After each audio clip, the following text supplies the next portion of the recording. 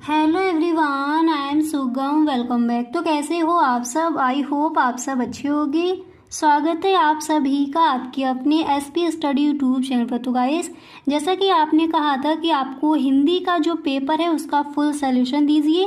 Guys, अगर आप इस बार का बोर्ड एग्जाम देने वाले हो और इस बार के बोर्ड एग्जाम में आपको 90+ स्कोर करना है तो ये वीडियो आपको एंड तक देखना है, ठीक है। अगर आप भी इस बार क्लास 10th में हो और हिंदी के पेपर में आप पूरे के पूरे नंबर लाना चाहते हो तो गाइस इस वीडियो को आप एंड तक देखिए। यहाँ पर आपको जो आपका यूपी बोर्ड का जो आपका पेपर है उसका यहाँ पर फुल सॉल्यूशन आपको मिलेगा, ठीक है। तो हिंदी पेपर का जो पूरा हल है इस वीडियो में आपको दिया जाएगा, तो इसलिए गाइस वीडियो आप एंड तक देखिए। बीच में बिल्कुल भी आपको वीडियो को स्किप नहीं करना। 100% आप भी फुल मार्क्स लेकर आओगे हिंदी के पेपर में अगर जो भी वीडियोस आपको दी जाती हैं, जो भी इंपॉर्टेंट क्वेश्चन, मॉडल पेपर का फुल सॉल्यूशन, अगर उन सभी वीडियोस को आप देखते हो और उसी तरह से अपनी स्टडी में जुट जाते हो तो यकीन मानिए हिंदी के पेपर में आपका एक भी नंबर नहीं कटेगा। वीडियो को आप पूरा देखें, हिंदी की पूरी तैयारी आपको यहाँ पर कराई जाएगी। और इसी तरह से जैसे अगर किसी और सब्जेक्ट का आपको, जैसे आपका हो गया हिस्ट्री में या फिर इंग्लिश का, किसी भी सब्जेक्ट का अगर आपको मॉडल पेपर का फुल सॉल्यूशन चाहिए हो तो please tell me in the comment box. आप हमें कमेंट बॉक्स में ज़रूर बताएं। और गाइस, अगर सच में आपको वीडियो अच्छा लगे तो आप इस वीडियो को एक लाइक कर दें। गाइस, अगर वीडियो पसंद नहीं आता है तो आप डिसलाइक करके भी जा सकते हो। क्लियर? तो चलिए बिना टाइम वेस्ट के वीडियो को स्टार्ट करते हैं। और गाइस, अगर आपको वीडियो अच्छा लगे एक बार अपने सभी दोस्तों में वीडियो को आप शेयर ज़रूर कर दें, ठीक है। तो यहाँ पर हम देखेंगे कि इस बार के बोर्ड एग्जाम में ऐसे कौन कौन से आपके इंपॉर्टेंट क्वेश्चन हैं, यानी पेपर का पूरा हल यहाँ पर आपको दिया जाएगा, ठीक है। तो चलिए स्टार्ट करते हैं। सबसे पहले खंड का में आपके क्वेश्चन इस तरह से दिए जाते हैं। तो पहला प्रश्न गाइस आप ये तैयार कर लेंगे। फर्स्ट क्वेश्चन है कि आचार्य रामचंद्र शुक्ल प्रसिद्ध हैं किस लिए? कहानी के लेखक के लिए, या फिर उपन्यास लेखन के लिए, या फिर आलोचना साहित्य के लिए, या फिर नाटक लेखन के लिए। तो आचार्य रामचंद्र शुक्ल प्रसिद्ध हैं किस लिए प्रसिद्ध हैं? तो यहाँ पर आपका गाइस कौन सा ऑप्शन राइट हो जाएगा? तो यहाँ पर जो आपका सी नंबर पर ऑप्शन दिया गया है, आलोचना साहित्य के लिए, ठीक है। यही यहाँ पर आपका हो जाएगा राइट ऑप्शन। तो क्या दिया गया था कि आचार्य रामचंद्र शुक्ल प्रसिद्ध है आलोचना साहित्य के लिए। सी नंबर पर जो ऑप्शन है राइट हो जाएगा, ठीक है। पहले आपका जो खंड आ दिया होता है उसमें कौन कौन से क्वेश्चन आते हैं, बहुविकल्पीय प्रश्न आपके जो आपकी रचनाएं हैं 20 क्वेश्चन दिए जाते हैं, पहले हम उनको देखेंगे। उसके बाद जो आपका आगे का पेपर है उसको यहाँ पर देखेंगे।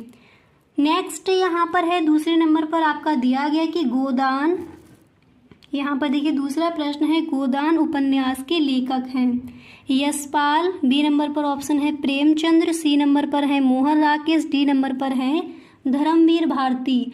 तो यहाँ पर आपका जो सही ऑप्शन है वो कौन सा हो जाएगा? एक बार क्वेश्चन को पढ़ लीजिए। गोदान उपन्यास के लेखक हैं, तो गोदान उपन्यास के लेखक कौन है? प्रेमचंद्र, ठीक है। तो यहाँ पर जो बी नंबर पर आपका ऑप्शन है यही आपका हो जाएगा राइट ऑप्शन। क्लियर? इसके बाद यहाँ पर आपका तीसरा क्या दिया गया है क्वेश्चन उसको देख लेते हैं। तो यहाँ पर देखिए गाइस जो आपका तीसरा क्वेश्चन है यहाँ पर क्या दिया गया है। तो तीसरा प्रश्न दिया गया है कि नीर का निर्माण फिर के रचनाकार हैं, तो कौन है? यहाँ पर तीसरे का फर्स्ट नंबर पर यहाँ पर ऑप्शन है Harivansh Rai Bachchan, and B number पर है डॉक्टर राजेंद्र प्रसाद, सी नंबर पर है हजारी प्रसाद द्विवेदी, और डी नंबर पर है रामविलास शर्मा। तो नीर का निर्माण फिर के रचनाकार कौन है? हम सबको पता है हरिवंश राय बच्चन। ए नंबर पर जो ऑप्शन है यही आपका हो जाएगा राइट ऑप्शन, ठीक है। तो याद करते चलिए, आचार्य रामचंद्र शुक्ल प्रसिद्ध हैं किस लिए प्रसिद्ध हैं? तो यहाँ पर जो सी नंबर पर ऑप्शन था आलोचना साहित्य के लिए। नेक्स्ट था गोदान उपन्यास के लेखक कौन है? तो यहाँ पर आपका बी नंबर पर ऑप्शन है प्रेमचंद्र जी। नीर का निर्माण फिर के रचनाकार कौन है? हरिवंश राय बच्चन। तो तीनों आपको याद हो गए। इसके बाद यहाँ पर अगला प्रश्न क्या दिया गया है उसको देख लेते हैं। तो यहाँ पर देखिए गाइस जो आपका क्वेश्चन नंबर 4 क्या दिया गया उसको देखते हैं। तो नेक्स्ट है कि झूठा सच उपन्यास के लेखक हैं, तो झूठा सच उपन्यास के लेखक कौन है?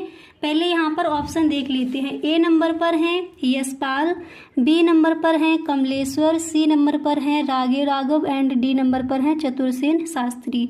तो झूठा सच उपन्यास के लेखक कौन है? हम सबको पता है यशपाल, यानी ए नंबर पर जो आपका ऑप्शन है यही राइट हो जाएगा। इसके बाद यहाँ पर नेक्स्ट प्रश्न कौन सा है उसको देखते हैं। तो क्वेश्चन नंबर 5 आपका क्या दिया गया है उसको देख लीजिए। तो क्वेश्चन नंबर 5 यहाँ पर है कि छायावाद की मुख्य प्रवृत्ति है। ठीक है, 5वां प्रश्न क्या है? छायावाद की मुख्य प्रवृत्ति है आश्रय देवताओं की प्रशंसा, रीति ग्रंथों का निर्माण, श्रृंगार और प्रेमन्ना। नेक्स्ट है भक्ति भावना। तो छायावाद की मुख्य प्रवृत्ति है, तो यहाँ पर जो आपका ए नंबर पर ऑप्शन दिया गया है आश्रयदाताओं की प्रशंसा, यही आपका हो जाएगा राइट ऑप्शन। 5वां प्रश्न समझ आ गया। इसके बाद यहाँ पर आपका छठा प्रश्न क्या दिया गया है उसको देख लेते हैं। तो यहाँ पर आप देख सकते हो क्वेश्चन नंबर 6 आपका है कि देखिए यहाँ पर आपका क्वेश्चन नंबर 6 क्या दिया गया है। क्वेश्चन नंबर 6 है कि कलम की सिपाही जीवनी है, किसकी है? तो यहाँ पर जो आपके 4 ऑप्शन क्या दिए गए हैं, पहले ऑप्शन को देख लीजिए, उसके बाद जो आपका राइट ऑप्शन होगा उसको देखेंगे। ए नंबर पर ऑप्शन में है जयशंकर प्रसाद की, प्रेमचंद्र की, बी नंबर पर है, सी नंबर पर है मोहन राकेश की, डी नंबर पर है आचार्य रामचंद्र शुक्ल की। तो कलम की सिपाही जीवनी है। तो क्वेश्चन नंबर 6 में आपका कौन सा ऑप्शन राइट हो जाएगा? बी नंबर, प्रेमचंद्र की। कलम के सिपाही जीवनी किसकी है? प्रेमचंद्र की है। ठीक है, तो बी नंबर पर जो ऑप्शन है यही आपका हो जाएगा राइट ऑप्शन। क्लियर? अब इसके बाद यहाँ पर आपका अगला प्रश्न क्या है उसको देख लीजिए। तो क्वेश्चन नंबर 7 आपका क्या दिया गया उसको पढ़ लीजिए। तो क्वेश्चन नंबर 7 यहाँ पर है कि घनानंद किस काव्य धारा के कवि हैं? तो फर्स्ट ए नंबर पर जो ऑप्शन है वो है रीतबंध, बी नंबर पर है रीत सिद्ध, डी नंबर पर है रीत मुक्ति, सी नंबर पर है रीत मुक्त एंड डी नंबर पर है आधुनिक काल। तो यहाँ पर आपका ऑप्शन राइट कौन सा हो जाएगा? तो एक बार क्वेश्चन को दोबारा से पढ़ लीजिए कि घनानंद किस काव्य धारा के कवि हैं? तो देखिए रीत मुक्त, यानी सी नंबर पर जो आपका ऑप्शन है क्वेश्चन नंबर 7 का सी नंबर पर जो ऑप्शन है यही आपका हो जाएगा राइट ऑप्शन, रीत मुक्त के। ठीक है, अब इसके बाद यहाँ पर अगला प्रश्न क्या है उसको देख लेते हैं। इसके बाद यहाँ पर आप देख सकते हो क्वेश्चन नंबर 8 आपका क्या दिया गया है। तो क्वेश्चन नंबर 8 है कि हंस पत्रिका के संपादक हैं। तो हंस पत्रिका के संपादक कौन है? यहाँ पर पहले जो आपके ऑप्शन दिए गए हैं उनको देख लेते हैं। ए नंबर पर दिए गए हैं मोहन राकेश, बी नंबर पर है प्रेमचंद्र, सी नंबर पर है Dharmveer Bharti and D number पर है गुलाब राय। तो हंस पत्रिका के संपादक हम सबको पता है प्रेमचंद जी हैं। ठीक है, बी नंबर पर जो आपका ऑप्शन है यही हो जाएगा राइट ऑप्शन। क्वेश्चन नंबर 9 यहाँ पर क्या दिया गया है उसको देख लेते हैं। तो क्वेश्चन नंबर 9 आपका दिया गया है कि जहाज का पंजीकृत की विधा है। तो इसकी विधा क्या है? पहले यहाँ पर ऑप्शन देख लेते हैं। तो ए नंबर पर आपको क्या ऑप्शन दिया गया है? नाटक, बी नंबर पर कहानी, सी नंबर पर उपन्यास और डी नंबर पर है निबंध संग्रह। तो जहाज का पंजीकृत की विधा क्या है? हम सबको पता है उपन्यास। ठीक है, सी नंबर पर जो आपका ऑप्शन है यही हो जाएगा आपका राइट ऑप्शन। इसके बाद यहाँ पर क्वेश्चन नंबर आपका 10 क्या दिया गया उसको देख लेते हैं। तो यहाँ पर देखिए क्वेश्चन नंबर 10 आपका दिया गया है कि तार सप्तक का प्रकाशन वर्ष। ये इम्पोर्टेंट क्वेश्चन है आपका और कई बार ये पूछा भी गया है। तो तार सप्तक का प्रकाशन वर्ष क्या है? पहले यहाँ पर ऑप्शन देख लेते हैं। ए नंबर पर है 1942 ईस्वी, बी नंबर पर है 1953 एंड डी नंबर पर है 1943 एंड सी नंबर पर 1943 और डी नंबर पर 1940। तो तार सप्तक का प्रकाशन वर्ष है यहाँ पर जो आपका सी नंबर पर ऑप्शन है 1943, यही आपका हो जाएगा राइट ऑप्शन। ठीक है, तो 10 जो आपके दिए जाते हैं क्वेश्चन उनको हमने देख लिया। अब इसके बाद 10 प्रश्न आपके और दिए जाते हैं उनको भी देख लेते हैं। उसके बाद जो आपका आगे का पेपर है उसको देखेंगे। और गाइस अगर अभी तक आप इस वीडियो में बने हुए हो और सच में आपको वीडियो पसंद आ रहा है तो प्लीज़ आप इस वीडियो को एक लाइक कर दें और अपने सभी दोस्तों में एक बार वीडियो को शेयर ज़रूर करें। ठीक है, चलिए स्टार्ट करते हैं। तो गाइस यहाँ पर देखिए क्वेश्चन नंबर 11 आपका क्या दिया गया है। 11 नंबर पर है कि निर्वेद स्थायी भावी है। हास्य रस का स्थायी भाव किसका है? हास्य रस का है, करुण रस का है, सी नंबर पर ऑप्शन है शांत रस का है, एंड डी नंबर पर दिया गया अद्भुत रस का।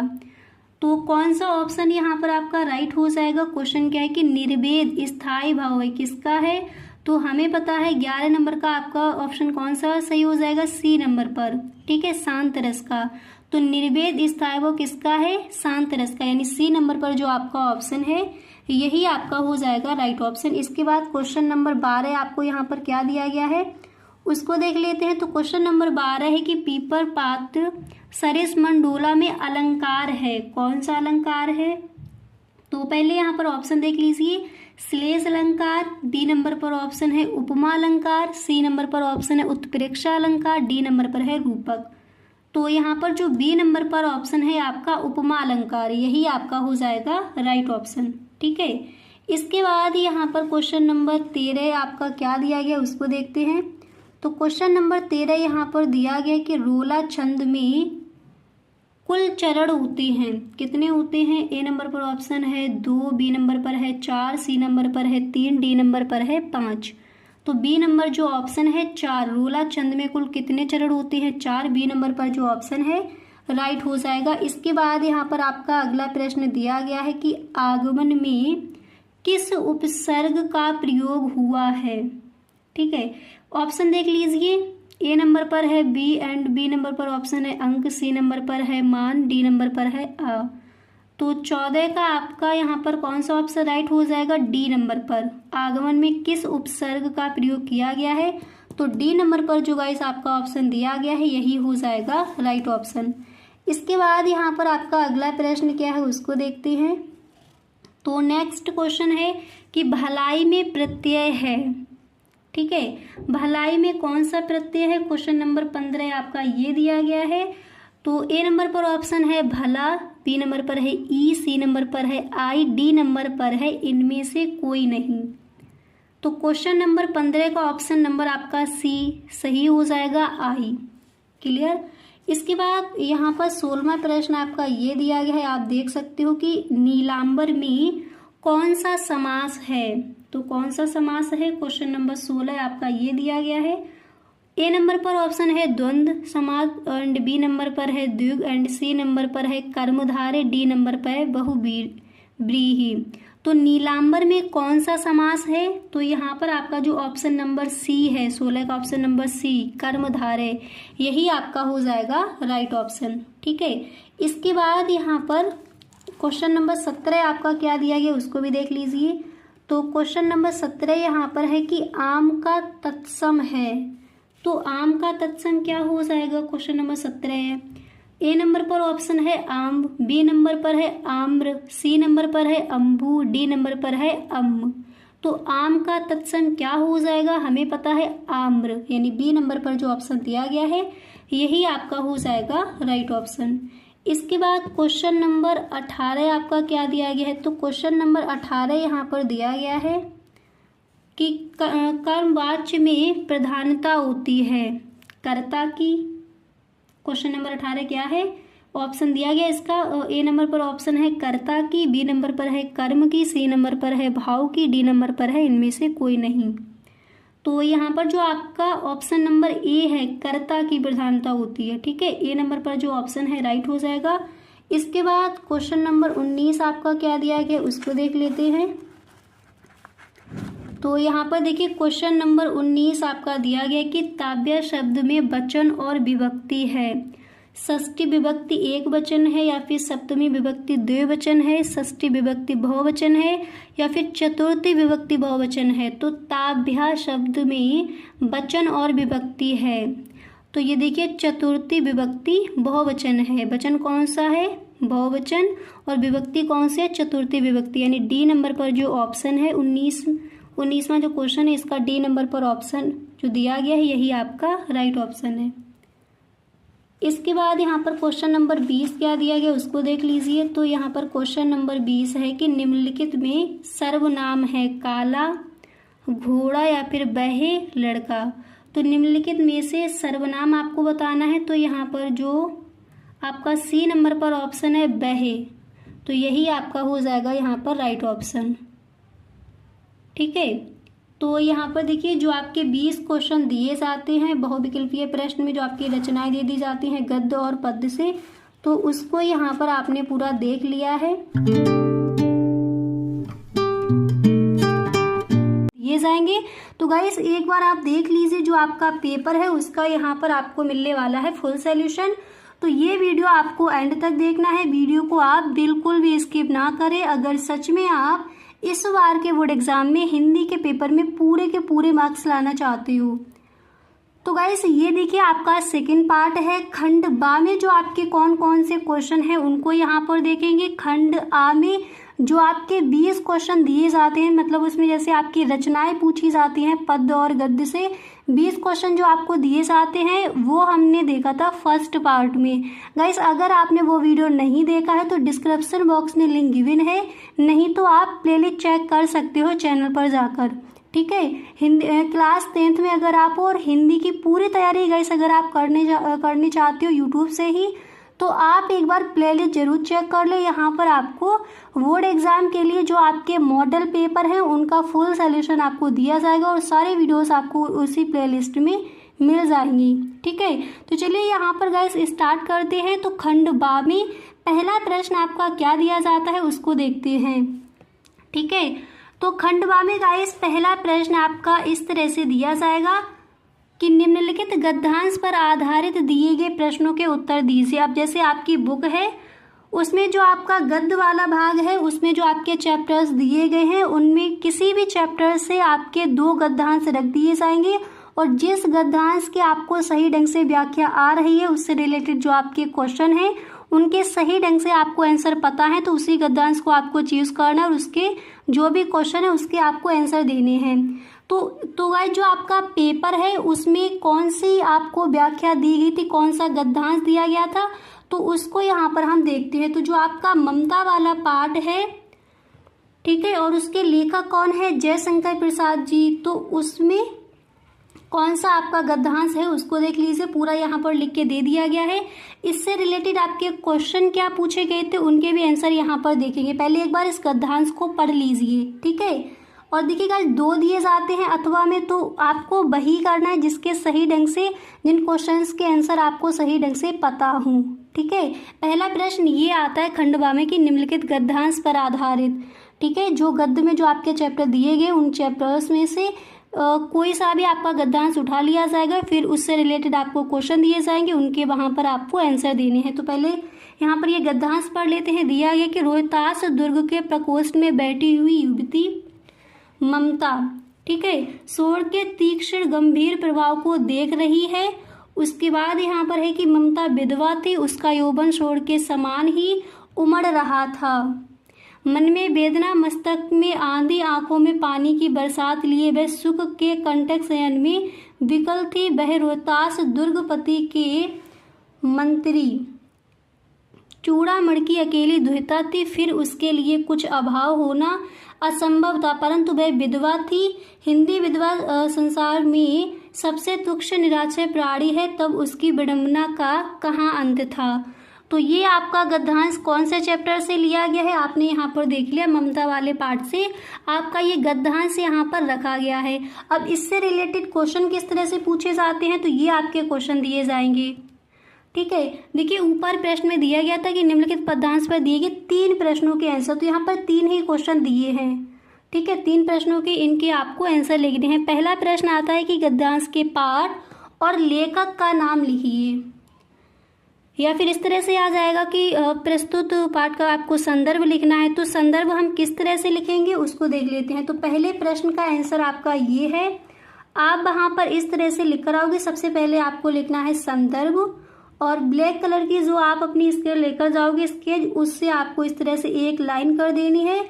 उसके बाद आप लिखोगे कि प्रस्तुत गद्य खंड हमारी पाठ्य पुस्तक हिंदी के, प्रस्तुत गद्य खंड हमारी पाठ्य पुस्तक हिंदी के ममता नामक पाठ से लिया गया है। इसके लेखक कौन है, जयशंकर प्रसाद।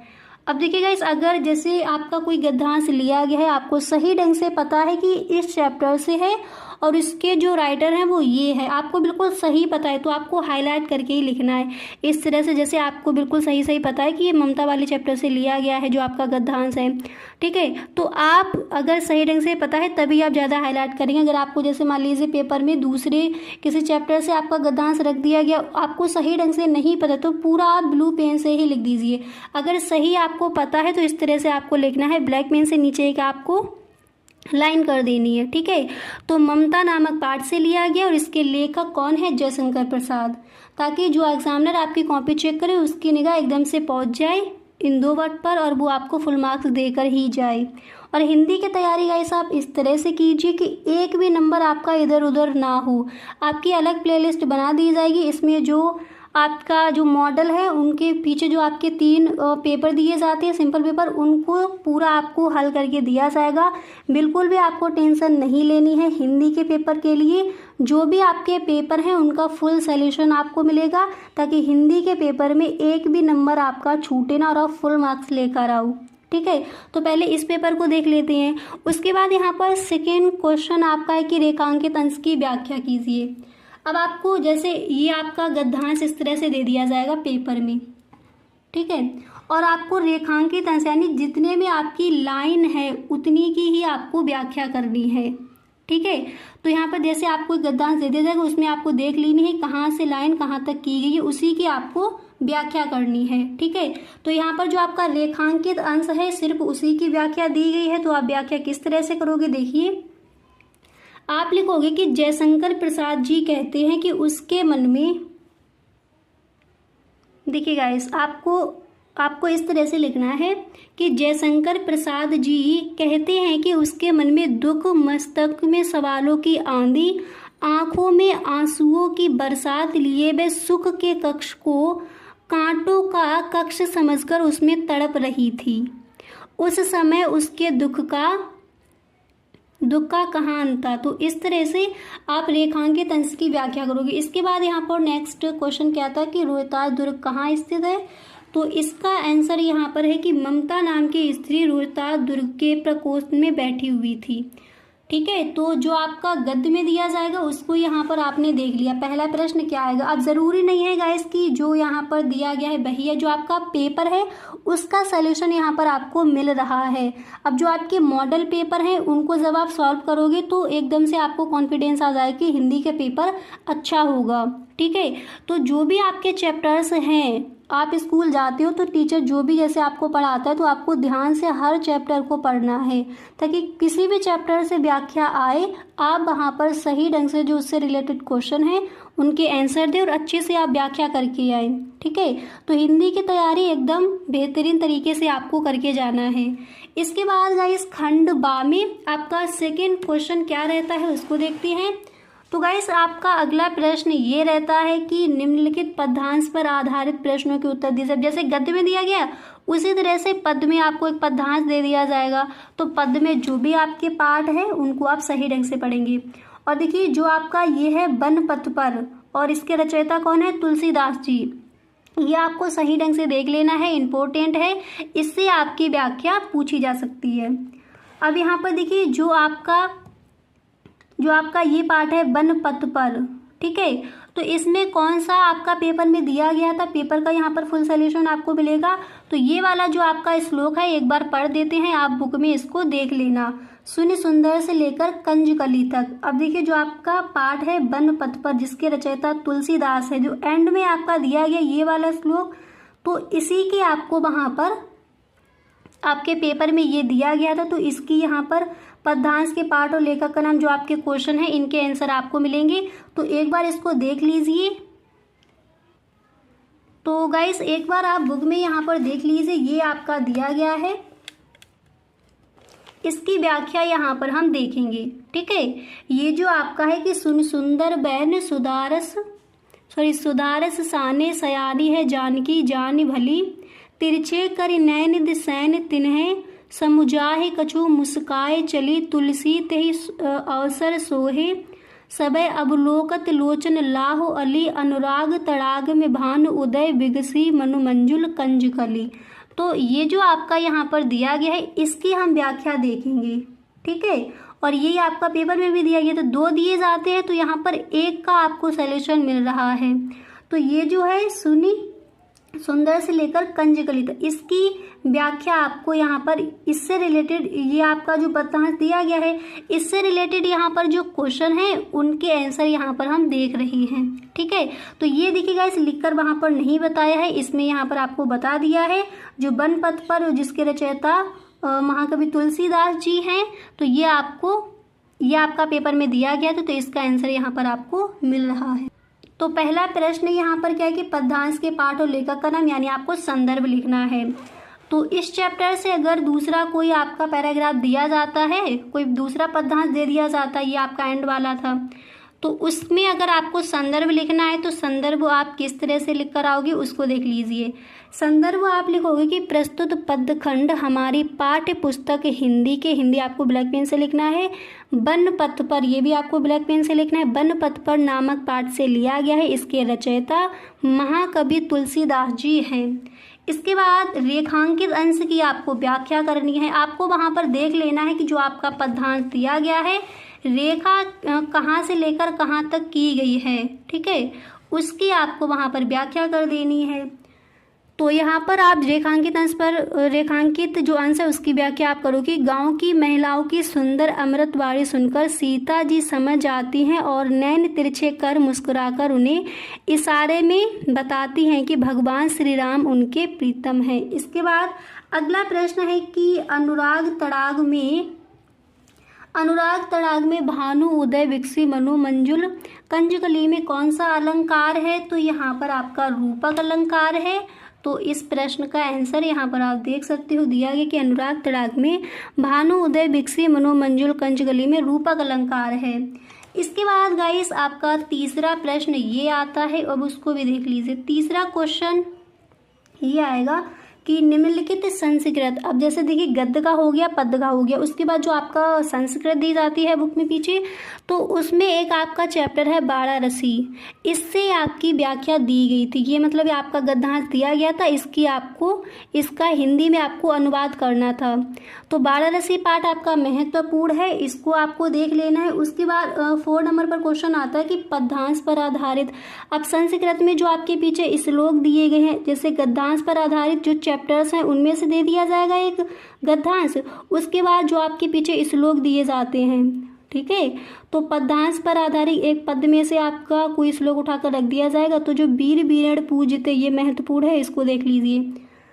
उसके बाद नेक्स्ट क्वेश्चन आता है कि भरत का चरित्र चित्र। अब ये जो आपके क्वेश्चंस हैं इनके आंसर जो आपका कौन सा आपका पैराग्राफ पेपर में दिया गया था, इसका फुल सॉल्यूशन आपको नेक्स्ट पार्ट जो आपका आएगा उसमें मिलेगा। तो गाइस अगर आपने फर्स्ट पार्ट नहीं देखा है वीडियो का, तो उसका लिंक आपको डिस्क्रिप्शन बॉक्स में दिया गया है, वहाँ से जाकर आप देख लीजिए। जो आपके 20 क्वेश्चन दिए गए थे वो कौन कौन से थे वो वहाँ पर दिए गए हैं। इसके बाद सेकंड पार्ट में हमने देख लिया है खंड बा में कौन कौन से क्वेश्चन है। उसके बाद अब जो आगे का आपका पेपर रह गया है वो हम देखेंगे नेक्स्ट पार्ट में।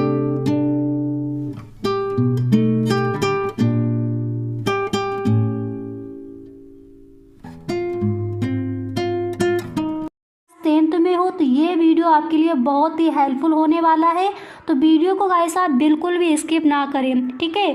तो गाइस देखिए फर्स्ट पार्ट में हमने देखा था कि जो आपके 20 क्वेश्चन दिए जाते हैं, फर्स्ट में 20 क्वेश्चन जो आपकी रचनाएं पूछी जाती हैं, उसके बाद आगे का जो आपका पेपर है उसको हमने देखा।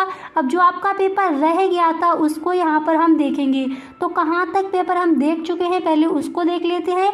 उसके बाद आपका ये है गाइस थर्ड पार्ट, यहाँ पर हम देखेंगे जो आपके क्वेश्चन रह गए थे उसका फुल सॉल्यूशन यहाँ पर आपको मिलेगा, ठीक है। तो गाइस वीडियो को आप बिल्कुल भी स्किप ना करें, वीडियो आपको एंड तक देखना है। तो गाइस यहाँ पर देखिए सबसे पहले हमने जो आपके 20 क्वेश्चन दिए जाते हैं उन 20 क्वेश्चंस को देखा। गाइस अगर आपने उन वीडियोस को नहीं देखा है पार्ट 1 और पार्ट 2 को, तो वीडियो का लिंक आपको डिस्क्रिप्शन बॉक्स में मिल जाएगा, ठीक है। तो पहले आपने इन क्वेश्चंस को देखना है, ये आपको फर्स्ट पार्ट में मिल जाएंगे। उसके बाद आपका नेक्स्ट खंड बा में कौन कौन से क्वेश्चन आते हैं। देखिए खंड बा में पहले प्रश्न को देखा था, निम्नलिखित गद्यांश पर आधारित प्रश्नों के उत्तर दीजिए। उसके बाद यहाँ पर देखिए इन क्वेश्चंस को आपने देखा। उसके बाद आज हम इस वीडियो में क्या देखने वाले हैं उसको देखते हैं। ठीक है, तो गाइस यहाँ पर देखिए जो आपका प्रश्न दिया गया है कि निम्नलिखित संस्कृत गद्यांश पर आधारित प्रश्नों के उत्तर दीजिए। यानी जो आपका पेपर था उसमें कौन सा आपका पैराग्राफ दिया गया था संस्कृत गद्यांश से, जो आपका वाराणसी चैप्टर है वो दिया गया था, तो उसका यहाँ पर हम फुल सॉल्यूशन देखेंगे। ठीक है, इसके बाद पद्यांश पर आधारित तो वीर वीरेण पूजते जो आपका चैप्टर है उससे आपका जो पद्यांश है वो दिया गया था उसको वो देखेंगे। भरत का चरित्र चित्र, तो इन प्रश्नों से आगे जो आपका पेपर है इन प्रश्नों के भी आंसर देखेंगे। उसके बाद आगे आपके क्या क्या क्वेश्चन दिए जाते हैं उसको यहाँ पर हम देखेंगे। तो वीडियो को आपको बिल्कुल भी स्किप नहीं करना है। ठीक है, तो चलिए गाइस स्टार्ट करते हैं। तो गाइस यहाँ पर देखिए क्वेश्चन आपका क्या था, जैसे इस तरह से प्रश्न दिया जाएगा कि निम्नलिखित पद्यांश से जो आपका निम्नलिखित गद्यांश से आपका उसको हिंदी में अनुवाद करना है। तो जो वाराणसी आपका चैप्टर है उस पेपर में वाराणसी चैप्टर से आपका गद्यांश दिया गया था।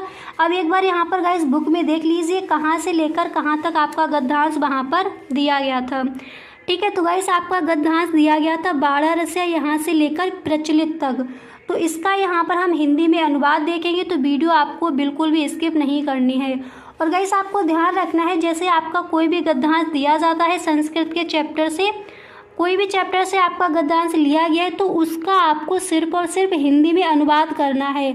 उसका संदर्भ लिखना है, उसके बाद प्रसंग लिख दीजिए, उसके बाद आपको क्या करना है उसका हिंदी में अनुवाद करना। उसकी व्याख्या का मतलब अपने पास से भी आप शब्द जोड़ सकते हो, पर अगर आपका संस्कृत से आपका जो गद्यांश दिया गया है तो उसमें खुद से आपको कोई भी अपनी तरफ से कोई भी शब्द नहीं जोड़ने, जो आपका संस्कृत में लिखा है उसका ही आपको हिंदी में अनुवाद कर देना है। ठीक है, इस तरह से आप हिंदी में अनुवाद करके आओगे। अपनी तरफ से वहाँ पर आपको कोई भी चीज़ अपनी तरफ से आपको नहीं जोड़नी।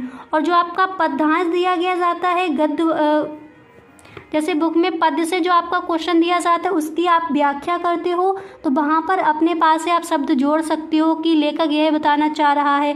पर अगर संस्कृत में जो आपका गद्यांश दिया जाता है वहाँ पर खुद से आपको कोई भी शब्द नहीं जोड़ना, जो दिया गया है सिर्फ उसका हिंदी में आपको अनुवाद करके बता देना है। ठीक है, तो पहले यहाँ पर देख लेते हैं इसका संदर्भ। तो वाराणसी से लेकर प्रचलित तक का आपका दिया गया था गद्यांश। तो संदर्भ आप इस तरह से लिखोगे कि यह संस्कृत गद्यखंड हमारी पाठ्य पुस्तक हिंदी संस्कृत के वाराणसी नामक पाठ से लिया गया है। इसके बाद प्रसंग आप लिखोगे इस संस्कृत गद्य में वाराणसी यानी बनारस जहाँ विद्या की ज्योति घर घर में जलती है उसके बारे में बताया गया है। उसके बाद आपको यहाँ पर इसका करना है हिंदी में अनुवाद। ठीक है, यहाँ पर देखिए व्याख्या लिख दिया है, आपको व्याख्या नहीं लिखना, आपको लिखना है हिंदी में अनुवाद। और अपनी तरफ से कोई भी शब्द आपको नहीं जोड़ने, जो दिया गया है सिर्फ और सिर्फ उसकी आपको उसका हिंदी में अनुवाद कर देना है। ठीक है, तो आप इस तरह से लिखोगे कि वाराणसी में प्राचीन काल से ही घर घर में विद्या की दिव्य ज्योति जलती आ रही है और यहाँ संस्कृत की धारा प्रवाहित होती है। इसके बाद आपको लिखना है और यहाँ लोगों में ज्ञान बढ़ता है। यहाँ अनेक आचार्य विद्वान वैदिक साहित्य का अध्यापन व अध्ययन करते हैं। इसके बाद आप लिखोगे न केवल भारतीय बल्कि विदेशी भी यहाँ संस्कृत की भाषा का अध्ययन करने आते हैं और निःशुल्क विद्या ग्रहण करते हैं। इसके बाद आप लिखोगे यहाँ पर हिंदू विश्वविद्यालय, संस्कृत विश्वविद्यालय, काशी विद्यापीठ इत्यादि विश्वविद्यालय है। यहाँ नवीन प्राचीन ज्ञान व विज्ञान का अध्ययन कराया जाता है। ठीक है, तो इस तरह से आप इसका हिंदी में अनुवाद करके आओगे। क्लियर। इसके बाद यहाँ पर आपका क्वेश्चन नंबर 4 क्या दिया जाएगा। अब जैसे दे दिया गया था यहाँ गद्य से एक आपका गद्यांश उठा लिया गया किसी भी चैप्टर से, उसका आपको संदर्भ लिखना है, प्रसंग लिखना है, उसका फिर हिंदी में अनुवाद कर देना है। इसी तरह से आपका नेक्स्ट यहाँ पर क्वेश्चन नंबर 4 ये आएगा कि निम्नलिखित संस्कृत के निम्नलिखित पद्यांश में से जैसे आपका कोई श्लोक रख दिया जाएगा उसका आपको हिंदी में अनुवाद करना है। ठीक है, जैसे संस्कृत में यहाँ पर दे दिया गया था गद्य खंड से ये दे दिया गया था, उसके बाद पद्य खंड से आपका दे दिया जाएगा पद्यांश, उसका आपको संदर्भ लिखना है, प्रसंग, उसके बाद हिंदी में अनुवाद कर देना है। तो जो आपका पेपर यहाँ पर देख रहे हैं उसमें किस चैप्टर से आया था, जो आपका चैप्टर है वीर वीरेण पूजते। आपको यहाँ पर अभी दिखा देंगे बुक से कि कौन सा आपका यहाँ पर दिया गया था, जिसका संदर्भ आपको लिखना था, उसके बाद आपको हिंदी में उसका अनुवाद करना था। तो जो आपका वीर वीरेण पूछते हैं कौन सा श्लोक है, एक बार उसको देख लीजिए। तो गाइस यहाँ पर एक बार देख लीजिए, जो आपका पद में जो आपका है वीर वीरेण पूछते, ये चैप्टर वीर के द्वारा वीर की पूजा की जाती है। इसमें यहाँ पर आप देख सकते हो ये जो आपका दिया गया है, ये पेपर में दिया गया था, इसका ही आपको हिंदी में अनुवाद करना था। ठीक है, बंधन से लेकर वीरता तक। अब इसका संदर्भ आप किस तरह से लिखोगे, हिंदी में अनुवाद किस तरह से, इन 2 लाइनों का हिंदी में अनुवाद किस तरह से किया जाएगा, चलिए उसको देख लेते हैं। तो गाइस यहाँ पर देखिए आपको इस तरह से करना था संदर्भ की, यह संस्कृत पद्यखंड हमारी पाठ्य पुस्तक हिंदी संस्कृत के वीर वीरेण पूजते नामक पाठ से लिया गया है। उसके बाद यहाँ पर हिंदी अनुवाद आप इस तरह से करोगे, बंधन यो हो या मृत्यु हो, जय हो या पराजय हो, हर परिस्थिति में जो वीर समान रूप में रहता है वह ही वीर की वीरता होती है। इस तरह से आपको इसका हिंदी में अनुवाद करना था। इसके बाद क्वेश्चन नंबर 5 आपका जो दिया जाएगा, तो आपको ये वाला जो क्वेश्चन होता है भरत वाला, वही आपको चूज़ करके लिखना है। तो आपके पेपर में ये क्वेश्चन पूछा गया था कि भरत का चरित्र चित्रण, तो आप किस तरह से लिखोगे। पहले यहाँ पर आपको एक लाइन लिखनी है कि भरत की चारित्रिक विशेषताएं निम्नलिखित हैं। उसके बाद आपको हेडिंग डालकर लिखना है, फर्स्ट हेडिंग है त्यागी और बलिदानी। इसमें आप लिखोगे कि भरत में त्याग और बलिदान की भावना कूट कूट कर भरी हुई है। उसके बाद आपको लिखना है कि वह अपने कर्तव्य के आगे अपने प्राणों को भी त्याग सकते हैं। ठीक है, फर्स्ट लाइन आप क्या लिखोगे, भरत की चारित्रिक विशेषताएं निम्नलिखित हैं। उसके बाद फर्स्ट हेडिंग आप डालोगे त्यागी और बलिदानी, उसमें आपको इस तरह से 2 लाइनें लिख देनी है। उसके बाद यहाँ पर देखिए नेक्स्ट हेडिंग आप क्या डालोगे उसको देख लीजिए। तो यहाँ पर देखिए नेक्स्ट हेडिंग आप डालोगे मातृ प्रेमी, और फिर इसमें आप इस तरह से लिखोगे कि भरत अपने भाइयों व माता पिता से अगाध प्रेम करते थे। वह राजभार को संभालने के लिए राम को वन से बुलाने गए। उन्होंने राम से बहुत विनती की कि वह राजभार को संभाले। इसके बाद यहाँ पर देखिए नेक्स्ट हेडिंग आप डालोगे योगी,